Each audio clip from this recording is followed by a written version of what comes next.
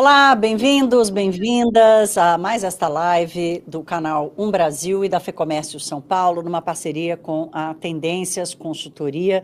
O nosso assunto de hoje é talvez um dos temas mais relevantes, não só para o Brasil, nós aqui enfrentando esse desafio, mas também para o resto do mundo, né? Todo mundo querendo entender o que está acontecendo na relação entre os poderes, na força das instituições, e como isso impacta a construção da sociedade, a continuidade da economia, o desenvolvimento, o crescimento, as decisões de investimento. Então, a gente tem um tema aqui para explorar com os nossos convidados hoje. Quero começar recebendo a Alessandra Ribeiro, que é diretora de macroeconomia e análise setorial da Tendências Consultoria. Alessandra, sempre bom te ouvir, que bom tê-la conosco hoje. Obrigada, Thaís. É um grande prazer fazer essa conversa com você, com o canal Brasil, e num tema tão sensível, né? Não só no Brasil, mas como você bem colocou, no mundo, né? A gente está vivendo um momento de chacoalhão, né? Eu brinco que a cadeira do escritório tem que colocar um cinto de segurança para a gente, né? Porque chacoalha tanto que é bom, a turbulência está tão grande que a gente precisa ter um cinto de segurança. Alessandra, eu acho que a gente pode começar te ouvindo, assim, de um panorama geral. Como é que você está enxergando hoje, o que está acontecendo? Vamos começar aqui pelo Brasil, né? Porque mesmo antes do governo Trump começar, em janeiro, e provocar tsunamis seguidos, né? Em várias referências que a gente convive há tantas décadas, o Brasil já vinha enfrentando o seu desafio institucional, uma relação conturbada entre os poderes, uma mudança de configuração nessas relações, ora Congresso com o Executivo, ora Executivo com o STF, ora um contra o outro, e num acirramento que não cessa, né? Nós estamos aqui no finalzinho de julho, no momento em que a economia continua crescendo, na casa dos 2,5%, o desemprego abaixo de 6%, ou seja, uma atividade econômica aquecida, né? Uma inflação que está alta, mas que está sendo, de um jeito ou de outro, controlada pelo Banco Central, ou seja, existe a turbulência, existe o conflito institucional, mas ainda assim a economia consegue encontrar o seu próprio caminho. Então, acho bacana a gente começar te ouvindo sobre a tua visão deste momento que a gente está vivendo agora, claro, da perspectiva econômica. Perfeito, Thaís. Pois é, acho que como você bem colocou, olhando os números, né, puros e frios da economia, a gente tem bons números da economia brasileira, como você bem pontuou, em termos de crescimento, em termos de investimento, a inflação acima da meta, mas é isso, a gente fala de uma inflação um pouco acima de 5%, mas moderando, né, e convergindo aí na nossa expectativa gradualmente para as metas. Então, os números econômicos são bons. Agora, quando a gente olha realmente essa relação entre os poderes, a gente vê realmente, né, momentos aí de tensão. Acho que isso reflete também muito o ambiente político que a gente vive, né? É um ambiente político de polarização, então que acaba gerando esses momentos de conflito entre os poderes, e é isso, né? O executivo, legislativo com o STF. Mas ainda assim, Thaís, a gente vê que os poderes eles estão funcionais. No fundo, né, olhando executivo, legislativo, judiciário, a gente tem, né, os poderes lá posicionados, enfrentando os conflitos, porque, obviamente, nesse momento de polarização política que a gente vê não só agora, mas nos últimos anos, esses conflitos eles são acirrados, né? Então, a gente vê isso nas diferentes esferas, inclusive, né, o ambiente político batendo muito no judiciário, quando ele não consegue resolver sozinho, e chamando o judiciário, né, para resolver a questão. Então, a gente vê que, apesar desses momentos conflituosos, a gente tem um sistema operante. E isso é bom, né? Os famosos mecanismos, né, que em inglês a gente coloca dos checks and balances, né? Então, você ter os poderes se controlando, os poderes se limitando. Então, desse ponto de vista, a gente não vê um problema maior no Brasil, no sentido de paralisia e uma crise institucional, levando aí a um enfraquecimento desses mecanismos de limitação, de controle dos poderes. Então, esse é o aspecto, acho que, positivo. E aí, os conflitos, eles fazem parte, justamente nesse contexto que a gente tem mais complicado, contexto conturbado. E aí, o ambiente econômico, ele vai sobrevivendo a isso tudo, a esses momentos de conflito. É claro que muitos desses conflitos, eles também têm repercussões econômicas. E aí, sim, a gente pode ter uma maior reação dos agentes de mercado, dos ativos financeiros e de variáveis econômicas. Mas acho que é bom contextualizar isso, que apesar dos conflitos, a gente tem mecanismos operantes aí de controle e limitação dos poderes. Tem um cenário novo para o Brasil, porque, historicamente, toda vez que a gente enfrentou alguma turbulência política, alguma crise política, a economia não conseguia se descolar, né?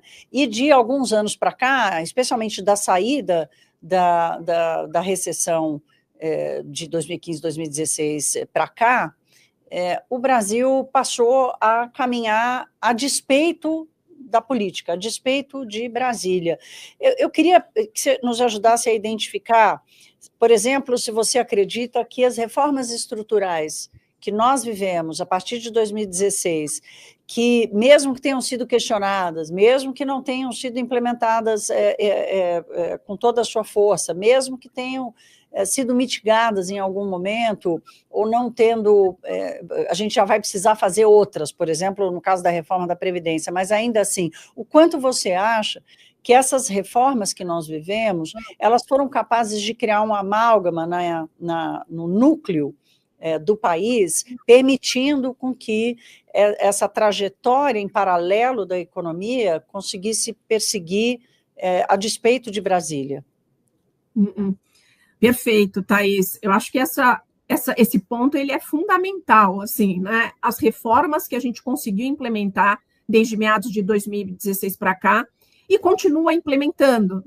Obviamente que a gente gostaria que fosse num ritmo mais expressivo, mas o fato é que a gente continua caminhando na agenda de reformas, tanto macro quanto microeconômicas, que estão sendo fundamentais, assim, tanto do ponto de vista de efeitos, quando a gente olha os efeitos para PIB potencial, nossa capacidade de crescimento, quanto também batendo em alguns gargalos, também se refletindo em melhora de produtividade. Então, certamente, isso está na base. Em conjunto, eu diria também, Thaís, com a manutenção da política macroeconômica responsável. A gente continua operando nos pilares, que foi diferente aí do que a gente viveu lá em 2013, 2014, que culminou na recessão de 15 e 16. A gente teve uma alteração dos pilares da política macroeconômica, com aquela ideia da nova matriz macroeconômica, que aí realmente acabou trazendo a instabilidade macro. Diferentemente daquele período, a gente continua operando aí com câmbio flutuante, sistemas de metas de inflação, Banco Central, inclusive independente, por lei, e seguindo o sistema de metas de inflação, e a gente tem regras fiscais. Regras fiscais que têm problemas? Tem problemas, mas nós temos regras fiscais. E então, eu acho que isso tudo, de maneira conjunta, a manutenção desse política macroeconômica responsável, junto com essas reformas estruturais, tem feito realmente a gente ficar mais resiliente às turbulências do ambiente político, e aí a gente está vendo os resultados econômicos mais recentes numa direção mais favorável. Alessandra, você citou um dos entraves aí, talvez de uma caminhada mais robusta dessa economia que consegue atravessar a turbulência política, que é a questão fiscal, e por causa da questão fiscal, a gente está convivendo com a taxa de juros de 15%, com uma sinalização de que ela vai ficar aí por mais meses. A gente sabe o quanto cada mês de uma taxa de juros tão restritiva, que no juro real chega a quase 10%, há um processo de inibição de investimento, não é uma lâmpada que você acende e apaga, né? Quer dizer, você tem um período de maturação que precisa ser atravessado e ser superado, e certamente a taxa de juros tem uma influência nessa maturidade da decisão do investimento. Então, do ponto de vista da musculatura, né, fazendo aqui um paralelo,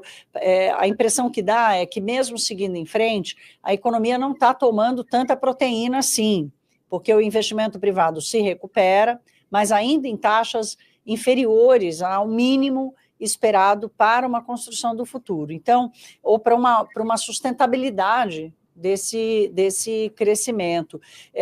Você tem muito contato com as empresas, tem muito contato com investidores, não investidores do mercado de capitais, porque esses estão encontrando muita oportunidade ainda no Brasil, com bons mecanismos e bons instrumentos. Mas aquele investidor que olha para o Brasil como vamos dizer assim, uma plataforma inevitável de investimento. Perfeito, Thaís. Certamente, né, se a gente tivesse uma questão aí fiscal um pouco mais arrumada, a gente teria um nível muito mais baixo de taxa de juros e isso estimularia muito mais os investimentos. Então, claramente, esse nível de taxa de juros que a gente tem e que tem, sim, esse grande componente fiscal, ele é um limitador. Agora, o que a gente observa também, Thaís, é que, assim, a gente também tem esse contexto global, né, complicado, regiões também, né, muito expostas a riscos geopolíticos. E quando a gente olha aí de uma perspectiva um pouco mais ampla, né, por exemplo, uma variável que eu acho que é interessante a gente olhar, que é investimento direto externo, né, no Brasil. E a gente olha essa variável ao longo dos últimos anos e a gente tem observado que, relativamente, a América Latina ela tem recebido mais investimentos diretos, né, de fora, né, estrangeiros, e o Brasil ele é o principal responsável por esse recebimento. Então, eu acho que esse contexto também, apesar das limitações que a gente tem aqui, tem favorecido ainda uma entrada importante de investimentos e realização de investimentos. Isso tanto, né, do externo para cá, mas também quando a gente olha aqui o investidor doméstico, por exemplo, a gente tem acompanhado muito aqui alguns segmentos e um destaque grande para infraestrutura, e aí olhando diversas modalidades, né, então parte de rodovias, a parte de saneamento, parte de ferrovias, e a gente tem observado ainda um bom apetite, apesar de todas essas limitações, apesar da questão de juros ainda alta, um apetite bom para esses investimentos vindo do setor privado. Então, isso mostra, né, que se não fosse, né, esse nível de juros e ainda a incerteza que a gente tem em relação ao tema fiscal, a gente teria uma evolução ainda muito mais benigna desses investimentos. Então, a gente observa uma recuperação gradual dos investimentos em relação ao PIB, apesar de todo esse contexto. Então, olhando aí o copo um pouco mais cheio, sabe, Thaís? Não, claro, e eu quero focar um pouco nessa questão do investimento, porque certamente a mudança nos marcos regulatórios aí nesses últimos 10 anos melhorou uma das nossas fragilidades maiores, que é a tal da insegurança jurídica. Tantas vezes já tratamos desse tema aqui mesmo no Brasil, com tantas boas cabeças para esse debate, e agora, nós estamos num ambiente, Alessandra, em que o investimento ele vai ser cada vez mais disputado, né? Só ver o que está acontecendo com a política tarifária de Donald Trump, dizendo, olha, vem produzir nos Estados Unidos que você não paga tarifa. Então, de alguma forma, há uma expectativa de que essa alocação de recursos ela mude de passaporte, vamos dizer assim, né? Ela passe a ter uma distribuição diferente no resto do mundo. Como é que você enxerga a participação do Brasil nisso, né? A gente não conseguiu fazer parte das tais das cadeias globais de valor e elas estão acabando, pelo menos elas vão mudar de configuração. O Brasil, quais setores você acredita que o Brasil ainda tem bastante capacidade de atração de investimento, de atração de capital para setores estruturais? Ótimo, Thaís. Então, acho que né, nessa reconfiguração toda, a gente ainda vê algumas oportunidades para o Brasil explorar. E acho que o Brasil ele tem algumas vantagens em alguns segmentos que são importantes quando a gente olha essa agenda de futuro, né? E o próprio contexto que a gente vive. Obviamente que a questão geopolítica e menor exposição a risco geopolítico é algo já que naturalmente nos favorece, né, diferentemente de outros países emergentes que estão mais expostos, né, ou realmente muito dependentes de alguma situação aí mais específica, então é algo que já nos favorece, mas tem aí alguns segmentos que eu gostaria de destacar, como a gente falou muito da infraestrutura, que acho que é muito focado à questão aqui doméstica, mas, por exemplo, quando a gente olha a agenda ainda do futuro de transição energética, e o Brasil, né, ele tem vantagens aí importantes nesse quesito, não só pela nossa matriz atual, né, muito limpa, tanto de energia quanto matriz de eletricidade, mas o potencial que a gente tem nessa parte de energias renováveis para ser um player muito importante nessa parte da transição energética. Então, isso a gente ainda vê o Brasil com uma posição aí que se destaca. O outro ponto, né, tem a própria a ver com a parte de minerais, né? E aí, tanto o minério de ferro que a gente tem, como outros, aí olhando terras raras que a gente também tem. Não somos a China, mas a gente tem percentuais aqui importantes de diversos desses minerais estratégicos. Então, para isso também o Brasil tem uma posição favorável. Especificamente na parte do minério de ferro, né, a gente tem um minério só, explicando rapidamente, de altíssima qualidade, ou seja, com uma grande concentração de ferro. E isso é muito estratégico para essa agenda de transição, né, porque ajuda, inclusive, muito em toda a parte de descarbonização. Então, também temos aí o diferencial.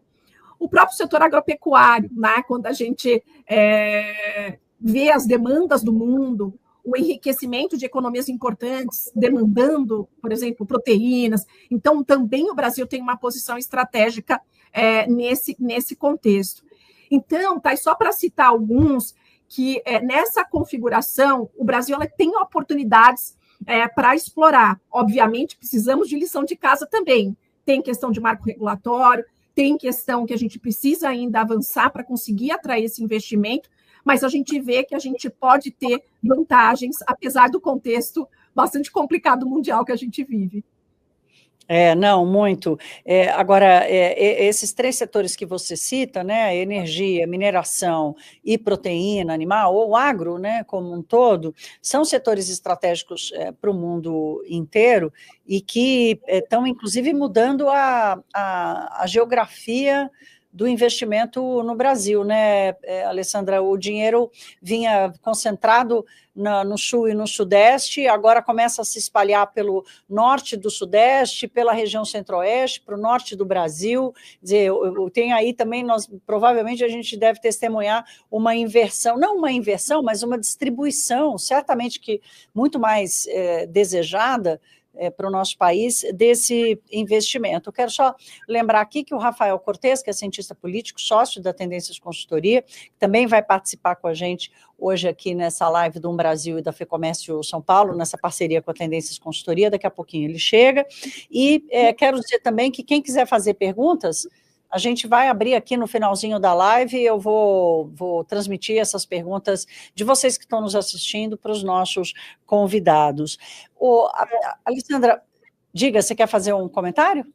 Não, tranquilo, acho que é isso mesmo, só esse ponto que você colocou do regional, acho que é perfeito, Thaís, porque justamente a gente acaba vendo um direcionamento desses investimentos para outras regiões. Inclusive o cenário que a gente faz aqui, os cenários regionais, aí olhando 5, 10 anos à frente, mostram taxas de crescimento daqui para frente mais expressivas em regiões como Norte, Centro-Oeste e Nordeste. O que seria bom, né? Quer dizer, boa parte da explicação ou da justificativa do Brasil ainda ser um país pobre, ser um país de renda média muito, muito baixa, né? De baixas condições, onde falta saneamento, falta infraestrutura, certamente esse investimento pode fazer uma mudança importante nessa configuração. Agora, eu conversei há poucos dias com Isabela Teixeira, que foi ministra de Meio Ambiente, né? E ela tem um ponto interessantíssimo, Alessandra, que provavelmente a gente vai ver uma discussão importante na COP30 em Belém, em novembro, que ela diz o seguinte: a gente sempre falou de transição energética, a gente vai precisar aprender a trocar o termo transição energética para adição energética, em que a gente provavelmente vai muito mais vagarosamente do que seria o desejado, sair do combustível fóssil para, sim, partir para a matriz limpa, mas teremos também a energia mineral, né? E o interesse nos minerais raros e tudo mais, certamente vão fazer parte dessa configuração. Alessandra, vamos dar uma olhada, eu queria te ouvir, onde é que você percebe que está a insegurança? Onde é que você percebe que está um entrave para as decisões de investimento no Brasil? E qual a sua avaliação de qual é o tamanho que ele tem hoje, comparado a uma década, comparado no começo do milênio, né, em que o Brasil recebe um boom de investimentos que depois se retrai. Queria perceber e saber de você aqui, para você dividir conosco, o seu termômetro para essa disposição do investimento e o que ainda segura essa turma. Pois é, Thaís, eu acho que assim, a gente poderia ter um patamar de investimento mais significativo. Acho que tem uma primeira realidade nossa aqui, que é a fiscal. Né? Quando a gente olha para investimento público, a gente tem cada vez menos espaço, né, para a realização de investimento público. Ainda que com alguma recuperação, desde 2023 para cá, por causa de mudanças aí no arcabouço fiscal, mas o fato é que, diante da situação fiscal que a gente vai ter limitadíssimo espaço para ter investimento público. Então, acho que essa é uma realidade, ou seja, cada vez mais a gente tem que contar com investimento privado. E aí, proporcionar, né, um ambiente do ponto de vista regulatório e especial, mas também do ponto de vista jurídico, de maior segurança. O Brasil tem avançado, até como você bem pontuou, em marcos regulatórios importantes, né, para atrair o setor privado, mas eu vejo que ainda tem um espaço para melhoria, para trazer mais previsibilidade, mais segurança para esse investidor, né? Então, acho que nessa parte. E mesmo, né, quando a gente fala muito de insegurança jurídica, também ainda é um elemento importante limitador, né? No sentido de previsibilidade, garantia de contratos, da execução daquele contrato. Então, isso ainda também é um elemento que a gente precisa avançar para conseguir ampliar ainda mais. E aí é isso, né? Participação privada nos investimentos aqui no Brasil. Eu acho que, de forma geral, quando a gente olha, né, um cenário 5, 10 anos à frente, a gente tem aqui, do ponto de vista de crescimento da economia brasileira, né, considerando manutenção dos pilares, os pilares macroeconômicos, considerando reforma fiscal a partir de 2027, a gente tem até uma recuperação, né, gradual dessa capacidade de crescimento aqui no Brasil, inclusive contando com efeitos positivos da reforma tributária sobre o consumo, que para a gente também, o nosso sistema tributário né, ainda é um imbróglio e, sim, um limitador de investimentos. E isso, né, essa trajetória de crescimento, conta com os efeitos positivos dessa reforma, consequentemente, atraindo mais investimentos. Então, isso também está na nossa expectativa, e eu acho que o Brasil deu um passo importante numa reforma estrutural que contribui para aumentar os investimentos.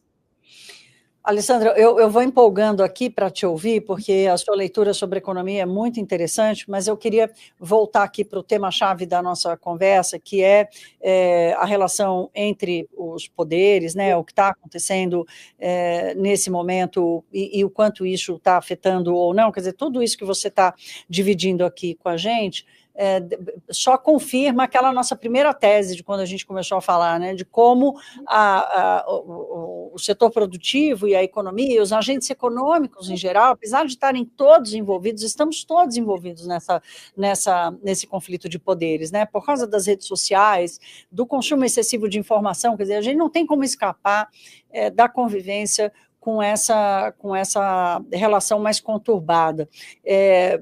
Está no seu cenário de risco alguma piora dessa relação? Porque, e foi importante você pontuar também que, apesar dessa turbulência, há funcionalidade na relação dos poderes. Eu converso muito com executivos que temem uma piora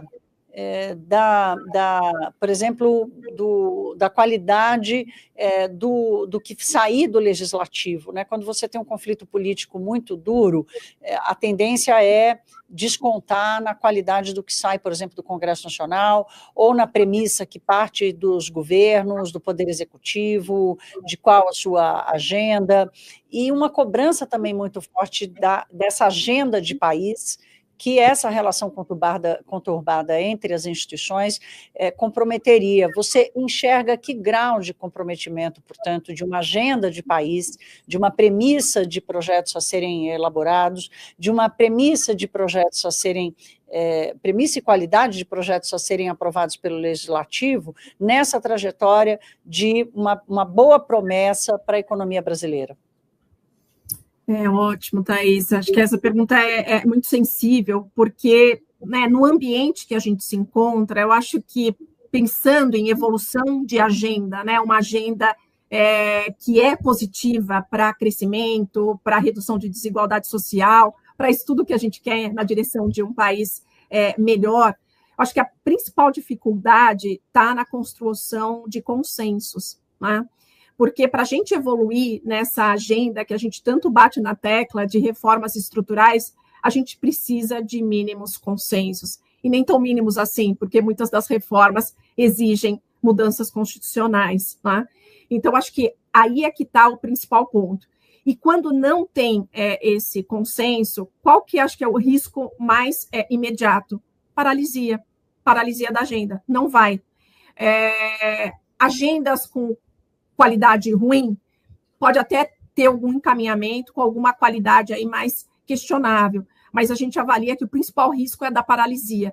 Então, a gente vai perdendo tempo, né? Perdendo tempo, e para a gente, né, perder tempo, eu digo, né, Brasil, economia, nossa realidade, custa muito, né? Então, o risco, a gente vê mais nessa direção do que algum problema institucional maior, que poderia colocar a economia brasileira numa situação de crise mais profunda. A gente vai retardando. E, por exemplo, se a gente não chegar a um consenso sobre as reformas que são necessárias do ponto de vista fiscal, para voltar para o nosso calcanhar de Aquiles, que a nossa visão é que tem que ter em 2027, o que vai acontecer? Aí sim, a gente pode ter crise decorrente dessa ausência de reforma, porque a gente tem um cenário de insustentabilidade fiscal. Então, aumenta a percepção de risco, preços dos ativos reagem, confiança cai, economia, né, entra aí, né, numa tendência de desaceleração profunda. Então, esse, para a gente, é o principal risco desse cenário que a gente observa no momento. E não temos como escapar dessa pergunta, Alessandra. Eu sei que o trato aqui é fazer pergunta política para o Rafael Cortes, que está chegando daqui a pouquinho, e deixar mais você com a economia. Mas tem uma coisa que faz preço, que está fazendo preço no mercado financeiro, que é a expectativa para a eleição. A eleição já está na nossa a eleição de outubro do ano que vem, já está no dia a dia do debate político. E aí o conflito entre os poderes, ele acaba se colocando aí no meio desse debate, porque veja o que está acontecendo agora, por exemplo, diante das sanções de Donald Trump contra o Brasil, colocando uma pressão muito forte sobre o Supremo Tribunal Federal, né, acirrando uma divisão ali na Praça dos Três Poderes, ou pelo menos acirrando uma situação, não de vulnerabilidade, mas de exposição maior, né, da Praça dos Três Poderes, da Praça dos Três Poderes em Brasília. O quanto você acha que essa antecipação do debate político pode atrasar decisões de investimento, porque no mercado financeiro, por exemplo, já se discute o tal do trade eleição, né, que é uma alocação de recursos, uma aposta, levando em consideração que, por exemplo, o presidente Lula não será reeleito. A gente sabe qual é uma preferência do mercado, não exatamente ideológica, não vou entrar nesses termos, mas inclusive de agenda econômica. O quanto você acha que essa antecipação do debate político pode atrasar decisões importantes estratégicas de investimento? A gente observa já os mercados sendo guiados, né, por essas apostas já com relação à eleição de 2026, que inclusive mais recentemente, à luz do tarifaço, perdeu um pouco de força, né, uma vez dados os efeitos em avaliação do governo atual e tudo mais. Mas, Thaís, obviamente, os investimentos, acho que do ponto de vista financeiro, né, essas movimentações financeiras acabam aproveitando essas oportunidades, né, muito mais rapidamente. Agora, pensando mais em investimentos aí do setor real, o que a gente percebe, inclusive em conversas aqui com os clientes, ok, é um ambiente de polarização, é um ambiente difícil, ganhe um, ganhe o outro, tem algum risco maior de quebra institucional, de efeitos muito dramáticos para a economia brasileira? É esse tipo de pergunta que a gente recebe dos investidores aí do setor real. E a nossa avaliação, pelo menos aqui, é que não existe esse risco. Né? Você pode ter diferenças de agenda, uma agenda, né, um pouco mais liberal, menos liberal, esse tipo, mas a gente não vê algum desmonte ou institucional ou de pilares centrais da política econômica. Então, nesse sentido, os investimentos, eles continuam acontecendo, assim, os investimentos, olhando aí do ponto de vista do setor real.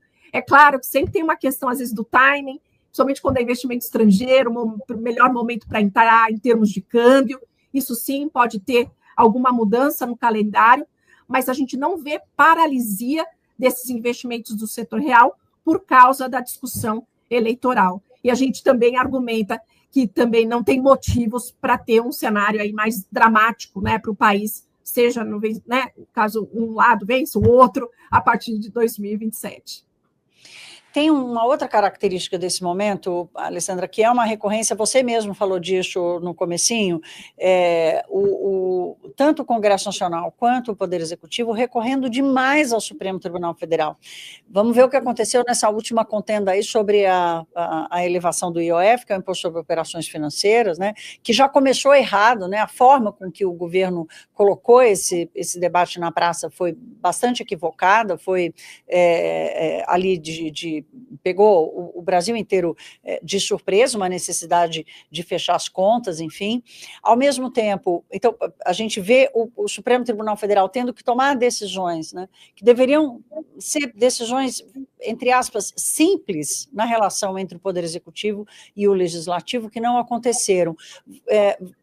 Quanto você caracteriza essa mania quase que já virou, tanto do Congresso quanto do Poder Executivo, de acessar o tempo inteiro o STF. Isso pode enfraquecer a qualidade das decisões ou enfraquecer o fundamento das decisões no país, porque no caso do aumento de impostos, por exemplo, isso bate diretamente no planejamento econômico financeiro, de agenda de investimentos das empresas.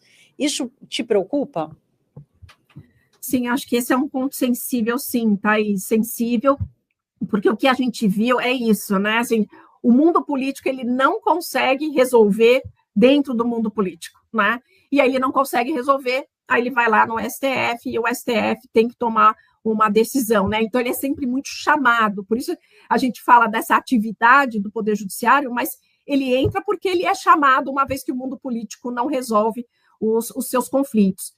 O que a gente observa, pelo menos mais recentemente, é o Poder Judiciário muito mais cuidadoso em relação a decisões que têm repercussões econômicas. E isso acho que é uma evolução, acho que o próprio Judiciário está aprendendo isso, no sentido, olha, aqui eu preciso entender melhor o tema, eu preciso escutar, eu preciso chamar economistas para tentar, além dos próprios envolvidos, obviamente, para tentar entender as repercussões, né? E aí minimizar esses danos potenciais econômicos. Então, isso a gente vê uma evolução e uma preocupação do Poder Judiciário quando cai no colo dele. Mas, sim, às vezes a gente pode ter decisões que não são as decisões ideais. E aí isso afetar, né, as variáveis econômicas, uma delas, né, que sempre quando bate nas variáveis fiscais, a gente vê a reação de mercado imediata, né, e isso já se materializando aí em preços de ativos e tudo mais. Então, a gente vê uma evolução, mas sim, acho que tem sempre o risco, dada essa, né, atividade muito intensa, de muitas decisões ficarem longe do ideal, com repercussões econômicas. Então, eu acho que é algo que a gente tem que ter no cenário, tem que ter em mente.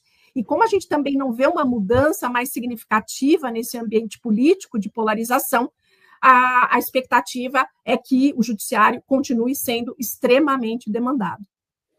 Ótimo. Não, agora a gente vai ter a ajuda aqui do Rafael Cortes, que é sócio, cientista político, sócio da Tendências Consultoria, chegou para nos fazer companhia. Rafael, bem-vindo. Obrigado, Thaís, é um prazer estar com vocês. Que bom. Rafael, eu explorei bastante a Alessandra aqui do ponto de vista da economia, né, e a leitura é de que o agente econômico, em geral, né, de todos os tamanhos, o pequenininho e o grande, continuam tomando decisões de investimento e de negócios a despeito de Brasília. O nosso tema aqui hoje é um tema do conflito entre os poderes, essa relação cada vez mais conturbada, que é a sua área de pesquisa e atuação. Então, acho que para a gente começar, dividir o teu olhar hoje sobre o quanto esse conflito de poderes hoje te preocupa, porque pelo que a gente está ouvindo da Alessandra aqui, eu acho que os números da economia falam muito sobre isso, apesar da turbulência, as decisões continuam sendo tomadas, né? Mas o receio, eu acho que é um receio geral, da sociedade em geral, é o quanto isso corrói, ou enfraquece, ou fragiliza as estruturas de poder e, portanto, as decisões que serão tomadas a partir desse cenário. Bem-vindo. Obrigado, Thaís. Eu acho que uma parte dessa expectativa, dessa incerteza em relação ao equilíbrio dos poderes e seu efeito para a economia tem a ver, na verdade, com um problema anterior a isso, né? A conjuntura brasileira, ela é espinhosa e desafiadora porque a gente enfrenta um cenário de tensão institucional, e aí eu me refiro ao ordenamento democrático, a uma percepção de naturalidade do processo eleitoral, o que é uma conquista bastante significativa. Não tem país no mundo desenvolvido, médio e longo prazo, que não tenha passado por um processo de que, olha, eleição tem suas incertezas, candidatos falam bobagens aqui e acolá, mas ao fim e ao cabo o resultado das urnas é respeitado e você tem a alternância de poder. A conjuntura atual, ela tem barulho nessa direção, ainda tem coisas não resolvidas, somado ao que o ponto que a Alessandra falou, polarização entre atores políticos relevantes, e aí, obviamente, as decisões de agenda econômica, de investimento. Então, é muito difícil, em alguns momentos, para o investidor, para o tomador de decisão, olhar essa situação e conseguir entender o que de fato está acontecendo. Sobretudo quando a gente pensa no ativismo judicial ou na judicialização das políticas. Como excessiva, né? Como a gente tem em visto alguns hoje. momentos excessivo, mas aí é um excesso porque em alguma medida é o próprio Congresso ou o mundo da política que não quer mexer e aí de alguma maneira deixa o problema para o Poder Judiciário, dado que a gente tem uma Constituição com muita política pública, não é só o Judiciário entrando, né? É um Judiciário que toda hora está discutindo questões de constitucionalidade. Então, se a gente vai fazer política econômica, uma boa parte da política econômica é feita a partir de decisões e regras presentes na Constituição. Então, toda mudança constitucional, em alguma medida, vai ser arbitrada pelo Poder Judiciário. Então, tem um lado bom, que é evitar uma certa hegemonia de um lado ou de outro, é um bom freio e contrapeso, mas, ao mesmo tempo, gera essa incerteza adicional num mundo que já está cheio de incerteza, né? A gente poderia falar aqui de muita coisa, e esse é um elemento que atua aí nessa equação. Vamos trazer agora para a conjuntura atual, né? Nós estamos vendo engraçado não, porque é preocupante, na verdade, mas é interessante como essa nossa polarização, esse ativismo judicial, essa relação mais conturbada entre Congresso Nacional e Poder Executivo, isso acabou criando um caldo que, de um jeito torto, levou o presidente dos Estados Unidos, Donald Trump, a criar uma guerra contra o Brasil. Uma guerra de premissa ideológica, mas, assim, a partir da visão deles sobre como esse conflito entre poderes e institucional, e o tipo de decisão que esse conflito institucional acabou levando a serem tomadas, né, as decisões acabaram sendo tomadas, acabou virando um ativo para o presidente dos Estados Unidos questionar e interferir no Brasil, né? É interessante como esse caldo acabou alimentando o Donald Trump de dizer e olhar, falar, olha, essa conjuntura que vocês vivem aí, eu não quero mais, né? Ele não tem nenhum direito de fazer isso, o Brasil não tem que acatar. Mas o que todo mundo está se perguntando hoje é o quanto essa pressão internacional, essa pressão da maior potência do mundo, influencia ou não na qualidade da relação institucional no Brasil? Bom, influencia.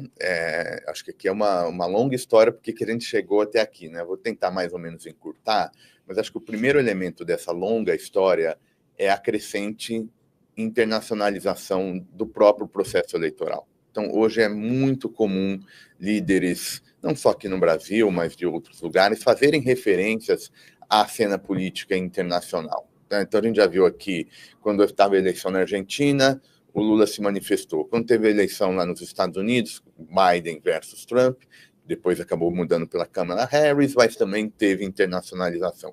Se a gente olhar Austrália, Canadá, a própria Alemanha, todo mundo, de alguma maneira, o debate eleitoral local passava pelas fronteiras. Então, as fronteiras nacionais não parecem ser mais suficientes para esgotar o debate, porque hoje, na era do digital, essas mensagens chegam ao mundo.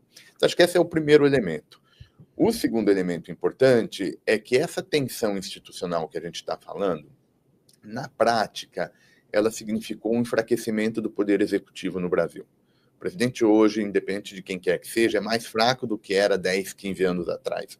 A gente pode até discutir depois os efeitos. Se ele não era forte demais também, ou né? se eventualmente era forte demais, aí é outro caminho. Mas uma sim. parcela dessa história aqui é presidentes são mais fracos. Junto essas duas coisas, o que a gente acabou tendo? Tem ciclo eleitoral num país A e no B, as grandes potências, os grandes atores, de alguma maneira também repercutem isso, né? A gente viu quando o Milei ganhou, quando a Cláudia Sheinbaum ganhou no México, então isso virou um lugar comum. O que eu acho que aconteceu? O presidente Lula, quando inaugura esse atual mandato, ele reconstrói pontes queimadas pelo bolsonarismo, vou chamar desse jeito, em particular a figura do ex-presidente Bolsonaro. Isso aconteceu com a Europa, isso aconteceu com os Estados Unidos de Biden, aconteceu com os vizinhos do Mercosul, por diversas razões. O Lula reconstrói essas pontes, mas não reconstrói com os Estados Unidos sob Trump, né? A gente não teve nenhum contato presidencial até aqui. Em paralelo a esse movimento, a direita brasileira, ou uma parte dela, fez dessa ligação com o Trump um ativo político. Então, todo mundo colocou boné, o ex-presidente Bolsonaro sistematicamente fez essa ligação, chamou atenção para a biografia em comum, e aí o fato é que, então, o Trump começou a escutar coisas de Brasil por essa direita, e não pelo o governo brasileiro, em particular o presidente Lula. Ele está tentando fazer essa estratégia de tarifaço para tentar extrair recursos com outros países do mundo, não é só com a gente ganhou uma história nossa. E aí veja o tamanho que ficou essa relação entre os poderes no Brasil, fez parte dessa equação. Então, possivelmente, a gente vai ter agora uma metade final do mandato Lula tendo um problema particular na relação Brasil-Estados Unidos, que veio, de alguma maneira, fruto dessa acomodação institucional que o Brasil está vivendo. E certamente vai provocar também, quer dizer, a reação que essa tentativa de interferência provocar vai mexer também com a configuração que a gente tem hoje, né? Nós estamos vendo isso, por exemplo, trazer a Alessandra de volta aqui para a nossa conversa, a gente está vendo isso, por exemplo, de um jeito ou de outro, na União, nós vimos uma comitiva de senadores chegar aos Estados Unidos, em que você tinha um bolsonarista e um petista defendendo o Brasil da mesma forma, né? Colocando ali o Brasil da mesma forma. O setor empresarial, que, apesar do olhar assim, mais macro, achar que todos pensam igual, não é assim, né? Mas todos também fazendo a mesma defesa pelo Brasil. E aí, Alessandra, eu vou aproveitar até para trazer a pergunta aqui do Daniel Gomes, que está assistindo a gente, que ele diz assim, o que pode ser feito a partir de agora com essa relação com os Estados Unidos, sobretudo uma estratégia brasileira para as relações comerciais com o mundo, assim como internamente em termos de reformas, ou seja, o que você espera de mudança da participação do Brasil nas relações comerciais, e se este momento específico, provocado por essa pressão americana, pode induzir ou não a mais reformas no Brasil. Perfeito, Thaís. E a pergunta agradeço. Então, o que a gente avalia, e já tem sido o caminho já perseguido, né? Se a gente pensar agora também no passado mais recente, mas que deve ser intensificado, é a busca por outros mercados, incluindo acordos comerciais relevantes. Acho que a gente tem aí um espaço importante para evoluir num acordo comercial que vai ter muito impacto aqui para o Brasil e para a Mercosul, que é o Acordo Comercial Mercosul-União Europeia. A gente, né, viu o governo trabalhando muito por essa aprovação. Agora isso vai entrar aí nos governos locais da Europa, mas acho que o Brasil tem um papel extremamente relevante aqui de pressão para andamento e aprovação de um acordo como esse, que para a gente é algo que fará muita diferença. E esse acordo, eu acho que ele abre portas para outros acordos, inclusive acordos de bitributação. Hoje, por exemplo, o Brasil não tem um acordo de bitributação com a Alemanha. Então, aprovando um acordo Mercosul-União Europeia, é um passo natural ter um acordo de bitributação com a Alemanha, que certamente pode ampliar o potencial de investimento aqui no país. Então, acho que em termos de estratégia é isso, é diversificar mercados, a gente conseguir avançar o máximo possível em acordos comerciais, e eu cito esse com a União Europeia, porque é um acordo comercial muito relevante e que abre portas para outros acordos, não só de natureza comercial, como esses que eu comentei, como acordos de bitributação. Então, acho que é esse um caminho. Olhando as reformas estruturais, aí um pouco mais do ponto de vista político, a gente vê um ambiente um pouco mais difícil para isso andar agora no curto prazo. Eu acho que isso realmente fica mais a partir de 2027. Agora, essa questão mais internacional de mercados é algo que se materializa no curto prazo. Rafael pediu a palavra aqui, diga, Rafael. Eu acho que tem porque nessa busca por novos mercados, eu acho que, e aí continuando na reflexão das implicações de toda essa questão bilateral com os Estados Unidos e as nossas relações entre os poderes, eu acho que o que aconteceu? Quando a gente ganhou esse problema nosso, esse problema particular, Brasil e Estados Unidos, deixou mais latente um problema que, de alguma maneira, já estava colocado, ou seja, o Trump ganha o mandato pelo Partido Republicano, com uma agenda de mudança na política econômica e com uma agenda de mudança na ordem internacional. Ele basicamente fez uma opção de um esvaziamento nesses fóruns, tipo a OMC, Organização Mundial do Comércio, Organização Mundial da Saúde, e outras instituições desse tipo. Isso colocou uma possibilidade de que o mundo se divida em dois grandes blocos. Assim, né? Alguns até exageram um pouco nessa leitura de que a gente viveria, a partir de agora, uma espécie de nova Guerra Fria. Não mais agora um conflito Estados Unidos-União Soviética, agora seria alguma coisa como Estados Unidos versus China.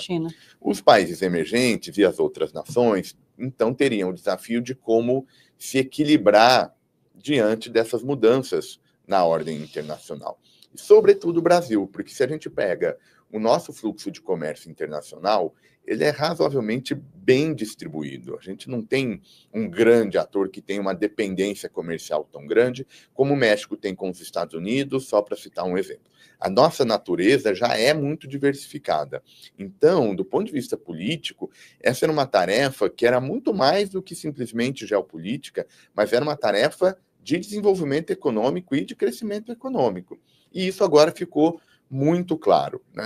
Como é que o Brasil vai conseguir não gerar um conflito muito forte com os Estados Unidos, mas, ao mesmo tempo, conseguir estreitar, aproximar relações com os demais países da comunidade internacional. A Alessandra mencionou a União Europeia, a gente precisa ver como é que vai ser a relação com a China e com outros mercados emergentes. Só que é muito difícil fazer isso tendo do outro lado a figura do Trump, que não é propriamente um líder que se caracteriza por gerar estabilidade, né? A gente depois pode até ver alguns que até melhora, quase um eufemismo aqui para dado o horário da nossa live.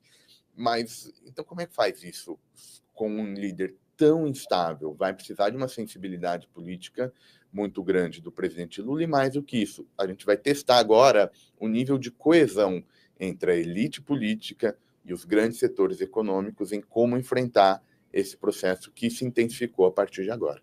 Rafael, eu quero trazer aqui o STF para a nossa conversa, porque o Supremo tem sido o alvo, né, de ataques do Congresso Nacional, do alvo de ataques da extrema-direita, vamos dizer assim, né? Só ver o que está acontecendo com a campanha do filho do ex-presidente, do Eduardo Bolsonaro, o Paulo Figueiredo, nos Estados Unidos, quer dizer, formaram uma dupla que tem uma ligação forte com acesso à Casa Branca, e nós assistimos, por exemplo, uma comemoração da aplicação de uma sanção que só é dada a corruptos, a torturadores, e chega ao ministro Alexandre de Moraes, que, controverso com suas medidas, acabou virando uma espécie de vítima do grande poder americano, né? Colocando um elemento novo nessa disputa institucional aqui no Brasil. E eu, por exemplo, não consigo ainda ter uma dimensão do quanto a decisão sobre Alexandre de Moraes o fragiliza e, ao mesmo tempo, o STF, ou o fortalece e, ao mesmo tempo, o STF. Essa é uma boa pergunta, Thaís. A minha primeira leitura é de que há um fortalecimento, uma mudança na percepção do Supremo Tribunal Federal e, em particular, do ministro Alexandre de Moraes. As pesquisas já mostravam que a consequência dessa judicialização. Hoje, provavelmente, a gente sabe mais o nome de ministros do Supremo Tribunal Federal. Hoje não, já faz uma década mais ou menos. Do que de senador do seu próprio estado, enfim, por conta desse protagonismo que eles assumiram para o bem ou para o mal. Essas pesquisas, elas estavam mostrando uma descrença crescente em relação ao Poder Judiciário e ao Supremo Tribunal Federal, numa ideia de que ele estava entrando demais, era muito difícil entender essas mudanças de jurisprudência que ele fez em algumas questões que tocam a discussão pública, sobretudo a situação de caçar um não político, determinado político de partido A ou partido B. Pois bem, vem esse choque, vem essa novidade que está todo mundo assimilando, e a tendência, obviamente, é de ter esse canal que você mencionou, uma espécie de vitimização, porque agora entrou um outro elemento, né? Um elemento externo querendo influenciar a agenda doméstica, não é qualquer agenda, não é uma agenda de política pública, nós não estamos falando de negociação de política pública, nós estamos falando de uma demanda externa em relação ao funcionamento de um dos poderes do Estado. Então, me parece haver um ganho de coesão, pelo menos no tocante à ideia de que, olha, a gente precisa minimamente defender essa soberania. Como é que vai ser, acho que, o desafio? E, em alguma medida, o anúncio de ontem do Trump mostrou que, pelo menos por hora, parece ter uma separação entre a dimensão comercial e essa dimensão político-institucional. Você está se referindo às exceções, né? Ao tarifaço de 50%, que realmente. Apresentaram e que, em alguma medida, falam, olha, tem problemas internos lá, né? Porque a agenda do Trump não é suave, então não é só com a gente. Claro. Né? Então ele está fazendo serve isso, de consolo. com o mundo inteiro, então a inflação pode bater lá, talvez tenha também ajudado a amenizar aqui, dar alguma racionalidade a essa discussão. Agora, a perda que ficou é a perda justamente do Poder Judiciário, porque entrou a decisão em relação ao ministro do Supremo. O discurso é que, eventualmente, até pode vir outros nomes sofrendo um pouco desse tipo de tensão, e acho que é nesses mares que a gente vai navegar e ter um efeito, pelo menos de curto prazo, para a economia brasileira. A gente tem mais uma pergunta de quem está nos assistindo aqui, Rafael, vou fazer para você, e depois a gente vai já para as nossas considerações finais, chegando ao finalzinho dessa live, super interessante. Eu não sei vocês, mas eu estou anotando mentalmente aqui tudo que eu ouvi de Alessandra e Rafael. Como o Brasil pode manter a estabilidade institucional e a previsibilidade econômica enquanto navega entre Estados Unidos e China sem vestir a camisa de nenhum dos dois? Essa é a grande pergunta. Acho que a gente pode falar em não exatamente num alinhamento, mas numa preferência. É muito difícil de a gente conseguir encontrar um resultado ótimo para essa conversa toda, né? Então vai ter temas que nós vamos eventualmente sofrer por conta de posições que o Brasil assume no cenário externo, porque tem muita coisa pipocando. Eu acho que, em primeiro lugar, é manter a nossa tradição de política externa. Tem alguns problemas, mas não é propriamente uma política externa que foi historicamente de alinhamento automático, sobretudo pensando nos períodos democráticos, né? O segundo ponto é sempre ter a racionalidade econômica também como um guia nessas relações político-institucional, como a gente conversou, né, Thaís? Pega a União Europeia, pega a China, pega os Estados Unidos e pega a Mercosul, todo mundo tem uma fatia muito expressiva do nosso fluxo de comércio. Então, eventualmente, erros estratégicos na geopolítica pode custar para setores caros.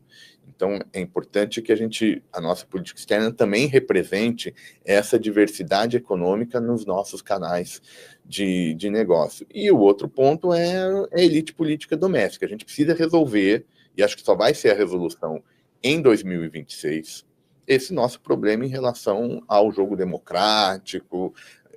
Esse é um conteúdo fundamental. Acho que só vai resolver em 26. Mas a gente conseguir voltar a moderar e criar um diálogo mais profícuo entre governo e oposição aqui no Brasil vai ajudar a enfrentar esses desafios externos que a pergunta mencionou.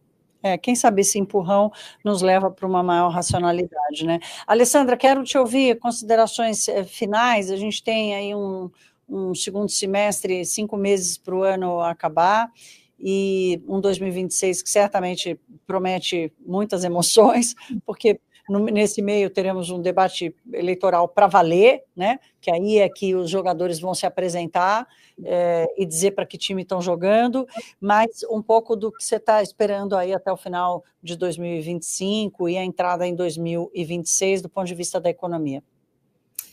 Então, Thaís, a gente tem um cenário aqui de perda de dinamismo da economia, né? A gente já está vendo alguns primeiros sinais de acomodação da atividade econômica, mas isso deve ficar mais expressivo, dados os efeitos, né, inclusive de todo o aperto monetário e, obviamente, do próprio contexto internacional, né, porque esse ambiente todo que a gente está falando aqui de imprevisibilidade, retrai investimento, reduz confiança, limita, né, obviamente, também decisões de consumo, então a gente vê a economia global também perdendo tração, e isso, obviamente, também tem efeitos aqui para a gente. E aqui, né, olhando a inflação moderando gradualmente, aí pegando toda a parte de política monetária, juros altos, até o começo do ano que vem, a nossa expectativa é que o BC só comece uma flexibilização da política monetária a partir de janeiro do ano que vem, e nesse ambiente que deve ser bastante volátil de 26, a gente avalia que ele deve reduzir pouco, né, a taxa de juros aí para 13% no final do ciclo. Então é isso, é um momento de perda de dinamismo da economia brasileira, ainda que sem maiores crises, sem maiores solavancos, viu, Thaís? Tomara, mas eu já pedi para botar lá no escritório um cinto de segurança na cadeira, né? E um colete airbag, né? Para andar na rua, né? Porque cada hora você toma um susto, aí abre o airbag, assim pelo menos não machuca. E você, Rafael? Eu acho que eu estou indo um pouco mais turbulento do que a vida da Alessandra, né? O cenário político tende a ser ainda percebido como muito binário, ou seja, ganha um, ganha o outro, a percepção dos agentes econômicos devem ser muito distintas. Já era assim quando a gente, em tese, tinha lá a questão fiscal como a grande bola da vez e a grande fonte de incerteza, e deve ser assim a partir agora de outros temas que ficaram mais fáceis de todo mundo perceber como relevantes, que são o caso das relações do Brasil com a comunidade internacional. Então, acho que ainda vai ser uma eleição muito polarizada, e se a gente levar a sério o que você mencionou em relação ao comportamento de uma parte da direita, e aí, em particular, o Eduardo Bolsonaro, deputado federal e filho do ex-presidente, ele está dando sinais de que, eventualmente, os Estados Unidos não reconheçam o resultado eleitoral de 26. Então, isso que eu acho que vai ser... Que seria uma coisa inédita, seria, né? Completamente fora da curva. Não, em 22, quando o Lula ganha, já tinha um pouco essa questão, tanto que os Estados Unidos logo aceitam o resultado eleitoral. O Biden foi o primeiro, antes até do resultado oficial nosso, ele já estava se manifestando. A gente não vai ter isso em 26. Então, a minha preocupação é se a gente vai conseguir, pelo menos, tirar isso da sala até o resultado da eleição de 26, ou seja, a diplomacia brasileira conseguir passar a mensagem para os Estados Unidos de que as eleições estão funcionando, ganhem A ou ganhem B. Eu acho que essa é a grande questão que vai provavelmente me deixar com mais cabelo branco do que eu já estou, mas enfim, a gente volta para falar delas aí até 2026, promete ser um ano bem complicado. Ah, não, certamente vamos voltar, aí você diz assim, né, questão internacional, até mais compreensível do ponto de vista do conflito, do dilema, do que o tema fiscal, né? Aí eu lembro daquele ditado que a minha avó dizia: minha filha, cuidado com o que você pede, pedir tanto para parar de falar de fiscal, que agora a gente está falando de lei de Magnitsky, falando de balança comercial, de acordos comerciais complexos para caramba, mas a vida segue assim. Enquanto a gente tiver tema para debater, estaremos aqui no Canal Brasil, com a FEComércio São Paulo, e nessa parceria com a Tendências Consultoria, que recebemos Rafael Cortez, cientista político, e Alessandra Ribeiro, diretora de macroeconomia, ambos sócios da Tendências Consultoria. Obrigada aos dois, obrigada a você pela companhia, e até uma próxima. Alessandra, um beijo para você. Alessandra, que fala direto da Alemanha conosco, e Rafael Cortez, que está aqui comigo no estúdio em São Paulo. Um beijo a todos e até uma próxima. Obrigada.